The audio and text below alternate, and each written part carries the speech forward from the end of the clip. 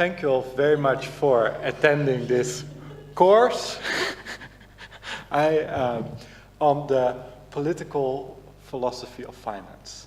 Now, what we're going to do in the coming weeks is talk about the institutions, the political institutions, political and economic institutions of a capitalist society.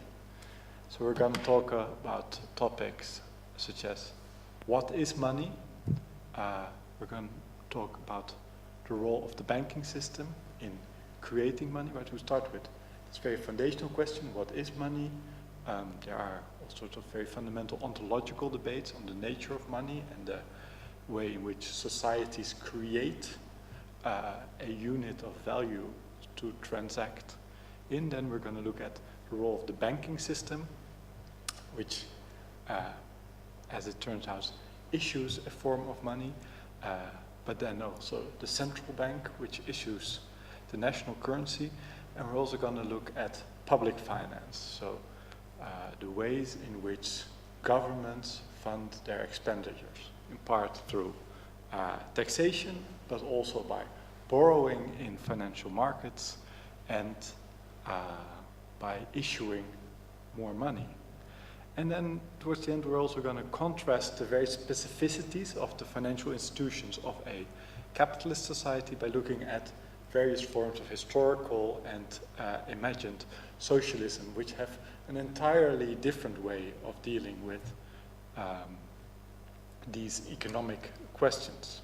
But we are here, of course, as political philosophers. So we're not even primarily interested in what is the case. We all want to know about how should these institutions be. And to that end, we're going to ask a set of normative questions. So first of all, why does finance matter? Right, we're going to look at the ways in which financial institutions shape the welfare and opportunities that are available to individuals. And then we're going to ask the more fundamental question of distributive justice. Right? So how can we determine whether the way in which financial institutions distribute welfare, opportunities, other things that we think are of fundamental value, whether they do that in a fair or just way, right? Whether the way in which financial institutions impact the distributions makes these institutions more or less fair. Lynn. I'm not quite sure I understand the distinction you're making between capitalist societies and socialist. Could it be a combination? Kind of set them as separate? Mm-hmm. Yes, very good question. Very good question. So there's also a number of really fundamental questions about how we even go about defining and demarcating capitalist institutions. Now, for the purposes of this course, a capitalist economy gives an incredibly important role to this institution of money, right? So money is what coordinates economic transactions, rather than, as in socialism, a form of central planning. And in this way, we will have some grip on this very elusive concept. But there's, of course, a very good question, and this will also come up in different ways going forward. So from a perspective of normative theory, that might also not be the most fundamental question, right? Is it capitalist? Is it socialist? But it is an important question to ask. Also in the readings, you'll see people answer this in different ways. Okay, so from a normative theory, right, what do we want to know about these financial institutions, how they affect citizens, whether they contribute to justice or might hinder justice in various ways. And then we're also going to talk about the question of political justice and democratic legitimacy, right? So do individual citizens have enough say over the way in which these institutions might shape their lives? Do you have any questions at this point? Okay, so this is the broad topic of the course, right? And now to get you to make a sort of a jump into the subject matter of this course and make things more tangential, we're going to draw the financial system. So I want all of you to take a piece of white paper and make a drawing of how you see the financial system based on what you already know. What are it? And then I want you to, and while you're making this drawing, I want you to think about two questions. So first, an ontological question. What is the financial system made of, right? What are the sort of components in which it consists, and how do you characterize those components? And then second, a normative question. What is important, right? So I also want your drawing to make things that are important large, central, and make the things that you think are more tangential smaller and more towards the edges. Then. So when you say financial system, are you talking about national, global, provincial? Yes, very good question. I think you should focus on, like, for how the question of what matters from a normative perspective, that will be in relation to individuals, and a lot of these institutions will be on a national level. But you can also put the international level into the picture.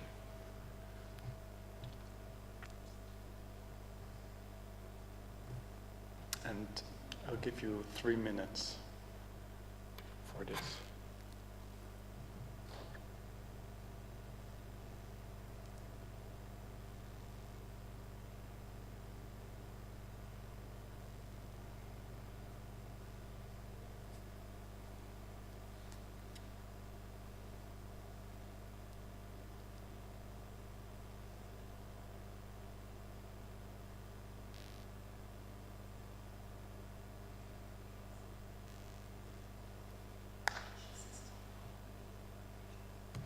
Focus on national.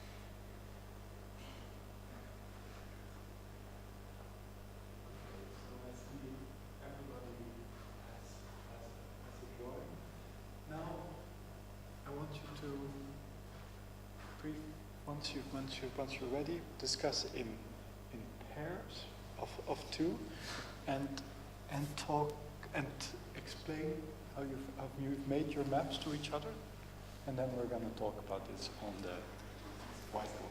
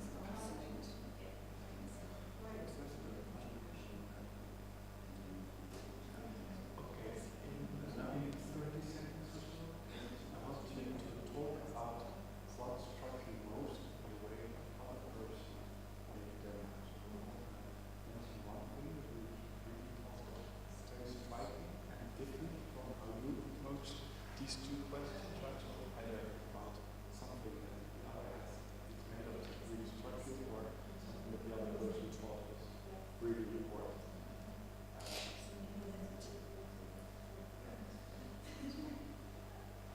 So I'll give you 30 seconds to briefly think about what we structure, and then we're going to discuss that.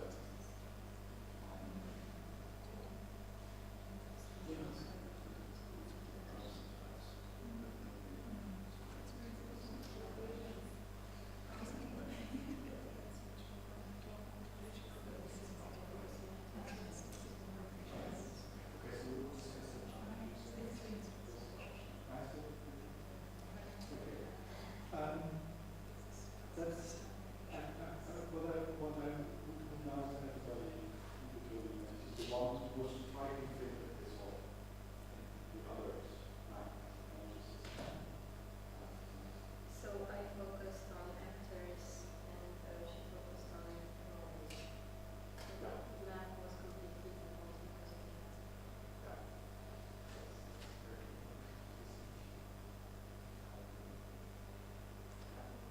That, I guess. Yes, so because in focusing on roles, I was thinking a lot about movement and access to money, and that brought in international flows and all this from individuals, from firms, from banks, from central banks, negotiation. Yeah, so on the one hand institutions, on the other hand actions and ways. Yes, so I was more focused on the actions than the roles.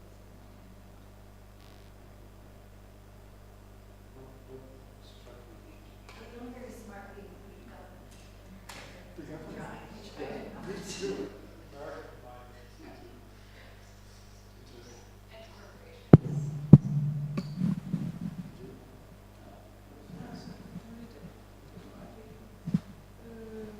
So basically, I think we work together on the same map. Oh, Yeah, Overlapped and a lot. yeah, we had basically the same kind of reasoning, but during the conversation, we ended up in saying more about the trust, that the bottom of trust that people have in the system. So we reflected more on that. So anything focused more on trust, we need to focus more. she did highlight it more. So we all focused on the role of institutions, individuals, and the government, sort of a trilemma almost. And then she mentioned how important it is for trust to be established already, existing for individuals to have it in the system for it to function more properly. Yeah, and did you also have any differences in which parts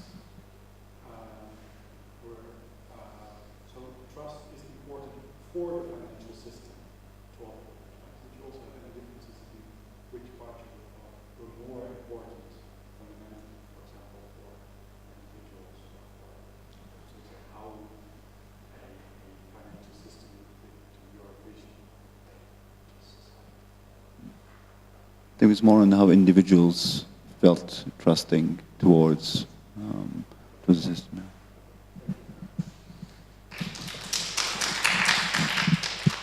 Great, thank you. So what would you like specific feedback on? The last one. What, the elicitation? Yeah, to then make that into an interactive, meaningful way to get everybody's views. So what do you want to know about that aspect of elicitation? How effective you were in pulling that? What? Yeah, and how I could do that better. Okay.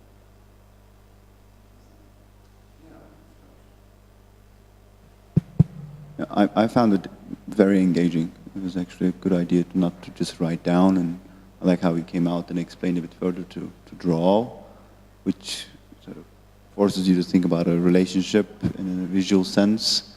So I definitely am in favor. The only thing is, I don't know if this is a critique per se, but these are very abstract concepts, and so you're asking a lot from students in the first class. So, yeah, that could be the only thing that's risky about it, right? It could be in your favor or not. That's for you to decide. And the elicitation part specific to discussing what you had done. So also In group or in pairs? Yeah, absolutely. It was super. For me, it was sort of confirming what I thought was the case. Otherwise, it could be complementary, could be contrasting, which could elucidate more discussions. So yeah, I'm definitely in favor. I would just be, my only comment would be to be careful about the timing. So if you say, you know, you have 3 minutes to do this, so it gives some sort of, and then we move on and discuss it together.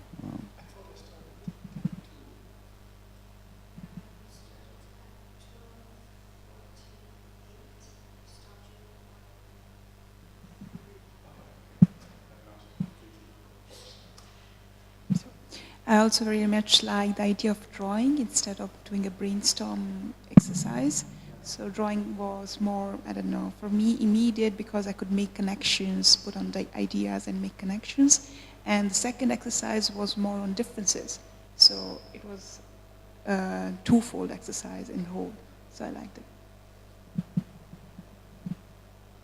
So I thought it was very effective in terms of getting everybody on the same page and also introducing the main pillars of the banking system and creating some bonding activities.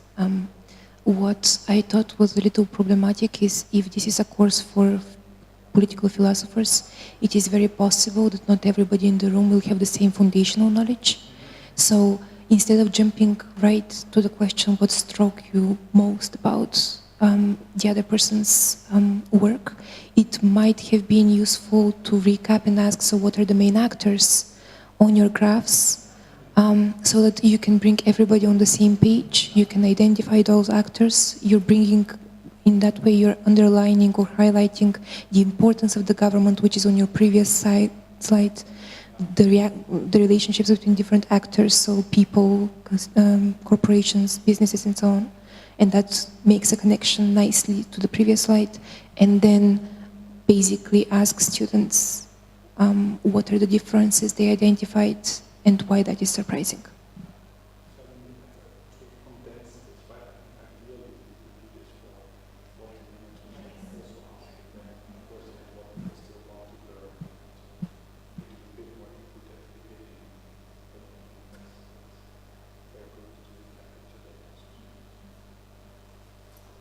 Yeah, I found the drawing an incredibly effective exercise. Revealed how little I know. Like it was useful in terms of like really having to think through the connections between various actors and how it actually works.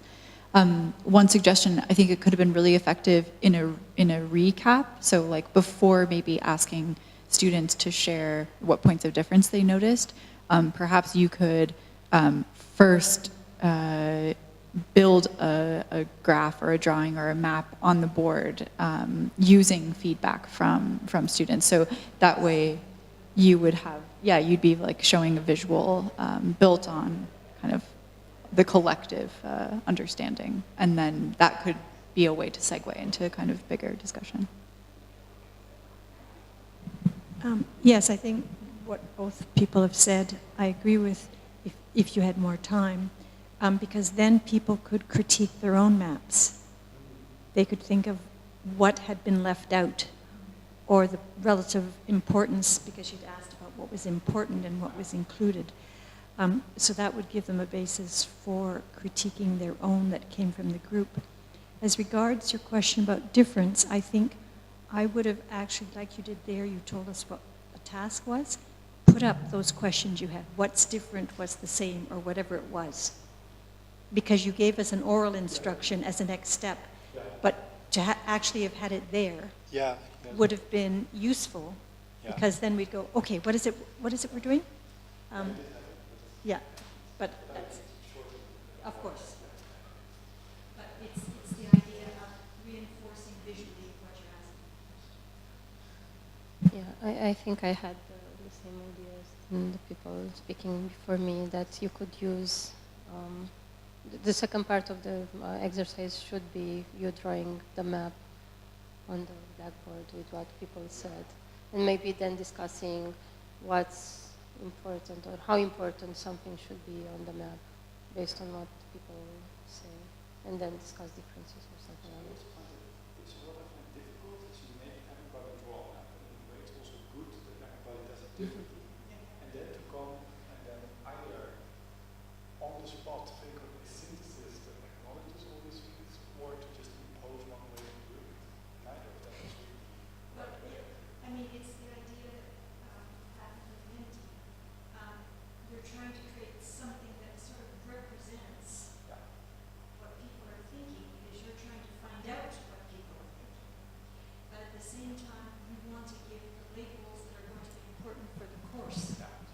so that's where the idea of eliciting, okay, did anybody put down central bank? How many? Well, let's put central bank here. And then, so that you, okay, has anybody have something that isn't yet on our map? So what you're doing is constructively building it. It would be the same idea if you gave everybody Post-its and they had to put all these things on separate Post-its and then come up, if you had a small group, or put them in groups of 5 and try to merge their Post-its. So that's what you're trying to do by doing this elicitation exercise. Because you clearly have a view, and your view is driving the course, right? So what you're trying to do is link your view with the terms that other people have and get them using your terms. That's really the goal here. So what I like about the Post-its is that you give a bit of structure already in advance how the drawing is, right? So you don't have to just put it in. Well, and it's fluid, then you can keep moving it around. Remember, like with the concept maps we made? You can keep switching. So if you're working even in pairs, you can go, I have these 5, and you have those. Okay, can you make a map together? You could even do it in groups of